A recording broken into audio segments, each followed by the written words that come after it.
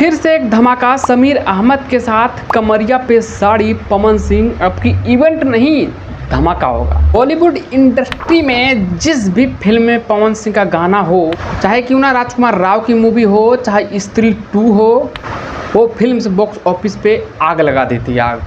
पवन सिंह अकेले ही नहीं, गाने का बाप समीर अहमद का सपना था कि पवन सिंह के साथ एक गाना कमरिया पे साड़ी।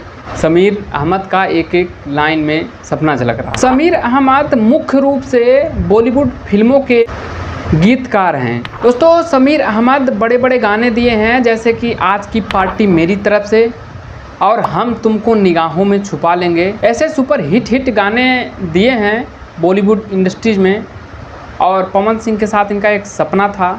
और आप लोग सोचिए कि ऐसा म्यूजिक डायरेक्टर और पवन सिंह जैसा सुपर स्टार्स, और पता है इसमें वीडियोग्राफी कौन कर रहा है? बोस्को मार्टिस्ट यानी रेमो डिसीजा और गणेश आचार्य। दोस्तों, टॉप लेवल वीडियोग्राफी में इन सब का नाम आता है। बॉलीवुड स्टेज पर भोजपुरिया तूफान आने वाला है, जल्द ही तूफान आने वाला है। दोस्तों, एक कंपनी का गाना या प्रोजेक्ट नहीं है, ये समीर अहमद अपने खुद के चैनल पे लेकर आएंगे। दोस्तों, आज के लिए इतना ही।